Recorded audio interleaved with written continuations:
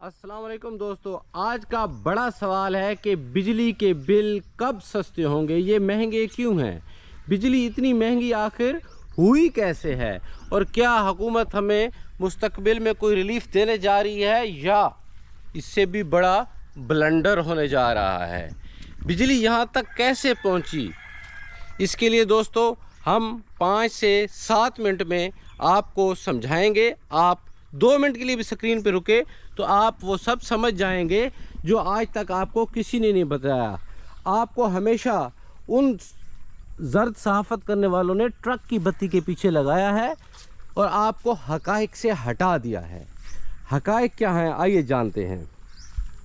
बात हो रही है 1993 की, जब हुकूमत ने IPPs पॉलिसी मुतारिफ़ करवाई। वो क्या है, इंडिपेंडेंट पावर प्रोड्यूसर।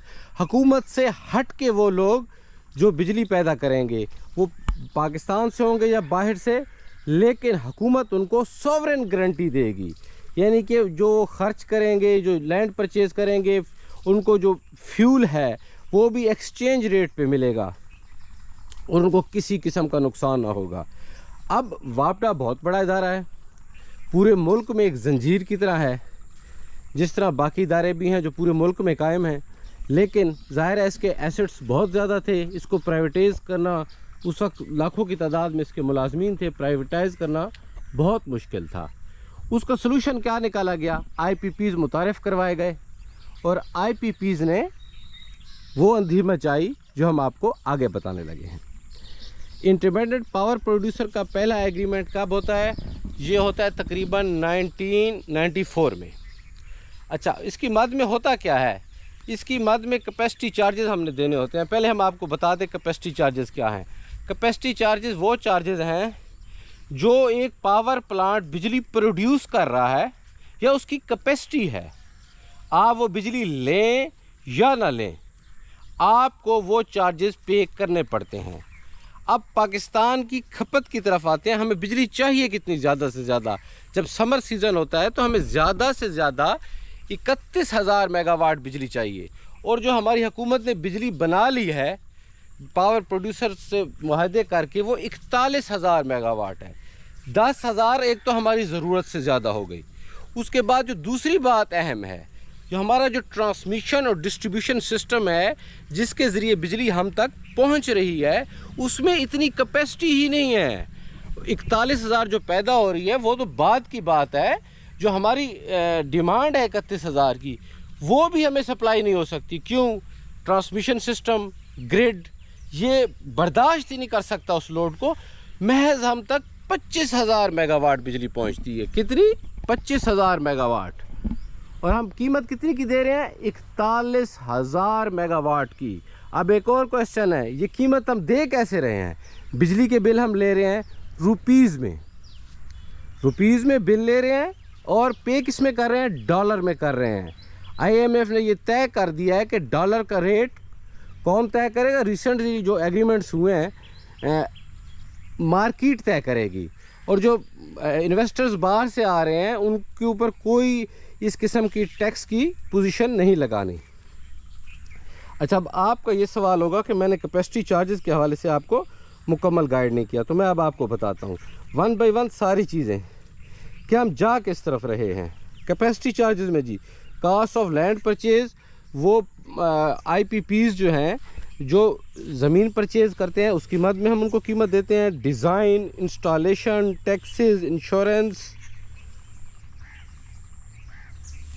और बहुत कुछ। अब देखें कि वो प्लांट लगा रहे हैं, यानी कि एक आदमी ने फैक्ट्री लगाई है, उसको हम ज़मीन परचेज़ करने की भी पेमेंट करते हैं, उसको फ्यूल जो है वो भी एक ख़ास रेट पे परचेज़ मुहैया करते हैं, उसके बाद उसको कैपेसिटी चार्जेस दे रहे हैं। अब हमारे पास सिस्टम में आपको बता दिया कितनी बिजली आती है,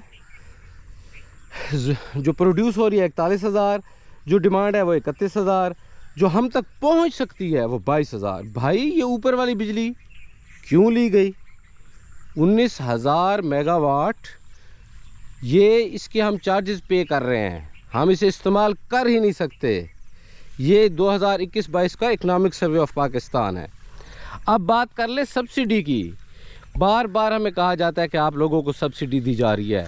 आप अब हैरान होंगे कि ये सब्सिडी किसको दी जा रही है और कौन इससे मज़े उड़ा रहा है। देखिएगा जी, टोटल पाकिस्तान का जो लास्ट बजट बना है तकरीबन 14 ट्रिलियन का ये बजट है।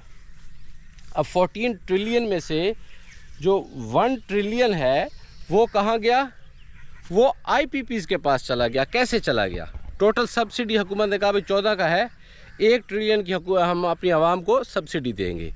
1 ट्रिलियन में से जी वो 500 एंड राउंड अबाउट 80 बिलियन जो है वो पावर सेक्टर को है। अब पावर सेक्टर को है तो कराची इलेक्ट्रिक सप्लाई कंपनी का हमें कहा जाता है जी निजकारी हुकूमत करेगी तो कमाल हो जाएगा, आवाम खुशहाल हो जाएगी, एसेट्स बिक के हमारे कर्जे उतर जाएंगे, ये हो जाएगा, बिजली सस्ती हो जाएगी, ये जो सर्कुलर डेट बना हुआ है ये ख़त्म हो जाएगा, आवाम का बजट का पैसा यहाँ लग रहा है। मेरे भाई ऐसा बिल्कुल भी नहीं है।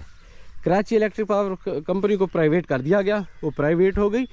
वो कैसे चल रही है? वो सब्सिडी से चल रही है। 300+ बिलियन उसको पर ईयर सब्सिडी दी जाती है, तब वो गरीब आवाम तक बिजली पहुंचाती है, नहीं तो वो क्लिफ्टन से आगे बिजली भी नहीं पहुंचाएगी। उसके बाद ये IPPs 300+ बिलियन कैपेसिटी चार्जेस की मद में इनको अदा किए जाते हैं। यानी कि हमारी जो सब्सिडी है उसका 60, जो पावर सेक्टर को हम सब्सिडी दे रहे हैं उसका 60+ बजट जो है वो IPPs को सब्सिडी दी जा रही है, और उस बिजली की दी जा रही है जो हम इस्तेमाल ही नहीं कर सकते। 50, 45, 55 रुपए वो बिजली का पर यूनिट है। सबसे सस्ती बिजली पानी से है, और उसका हमने आज तक कोई मैकेनिज़्म ही तैयार नहीं किया। हम उस तरफ गए ही नहीं। हमारा एक ही जोर रहा है कि हम प्राइवेटाइजेशन करें, जो हो ही नहीं सकती। क्यों नहीं हो सकती? मज़ीद तफसीलात तो आपको नेक्स्ट आने वाले व्लॉग में बताऊंगा, और ये भी बताऊंगा कि मज़ीद कौन से मुहर्रिकात हैं जिसकी वजह से बिजली महंगी है, जिसमें मैं आपको बिजली चोरी, distribution system, transmission system, line losses के हवाले से भी बताऊंगा। अभी हम बात कर लेते हैं सिर्फ़ और सिर्फ कि निजकारी क्यों नहीं हो सकती। अब देखें, कराची इलेक्ट्रिक पावर कंपनी बिजली प्राइवेट हो चुकी है। 315 बिलियन आपके और हमारे टैक्सेस से सब्सिडी दी जा रही है, और कमा कौन रहा है? प्राइवेट इन्वेस्टर कमा रहा है। अब सवाल ये पैदा होता है कि उसको सब्सिडी क्यों दी जा रही है? उसे सब्सिडी इसलिए दी जा रही है कि वो कहती है कि यहाँ से लाइन स्टार्ट हो रही है, जहाँ अब मैं खड़ा हूँ, और ये 5 किलोमीटर पे जा रही है। एक घर है, उसके अंदर टोटल बिजली के यूनिट पर मंथ जो कंज्यूम हो रहे हैं वो 10 साल के 120 हो गए, या 200 लगा लें पूरे साल में।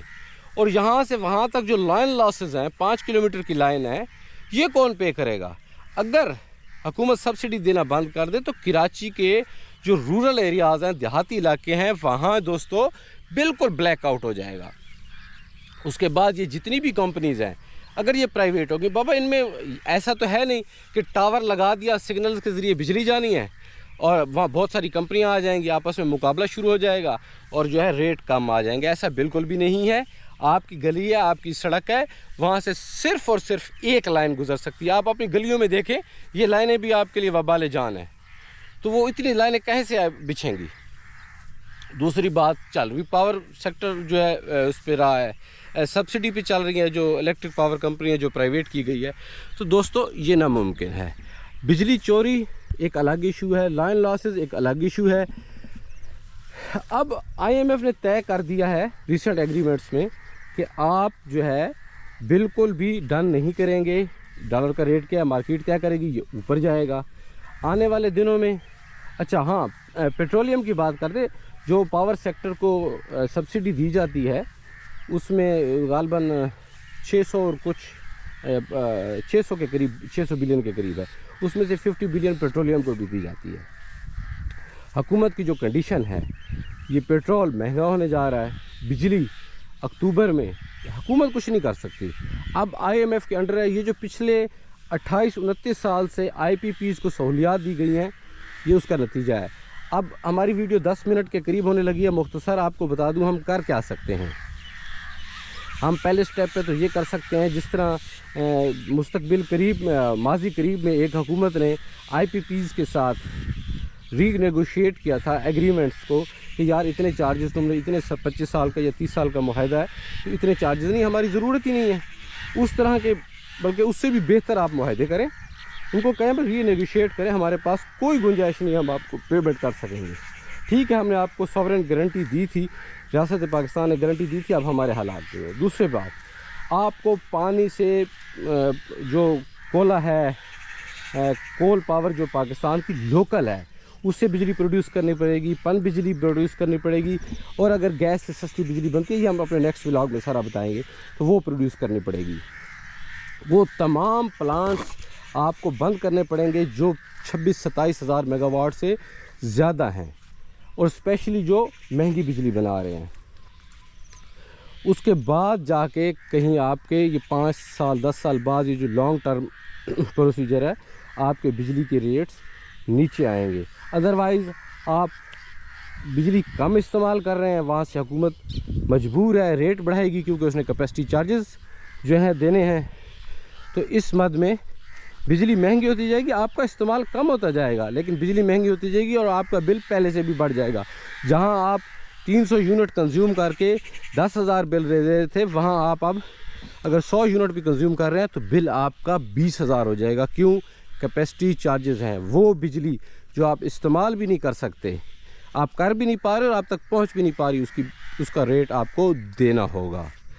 मज़ीद डिटेल बिजली चोरी पर, लॉ एंड लॉसेस पर, डिस्ट्रीब्यूशन सिस्टम पर, IPPs को किस तरह कंट्रोल करना है, और किस तरह बिजली का बिल शॉर्ट टर्म में सस्ता हो सकता है, ये सारी बातें हम आपको आने वाले व्लॉग में बताएंगे। पहले आप ये खूबसूरत देहात में एक व्लॉगर हैं जो कि उनका नाम शवाल ख़ान है, और ये यहाँ अपना पिकनिक पॉइंट बना रहे हैं, जहाँ ये डिशेस मुख्तलिफ पका के आप तक पहुंचाएंगे और आपसे दाद वसूल करेंगे।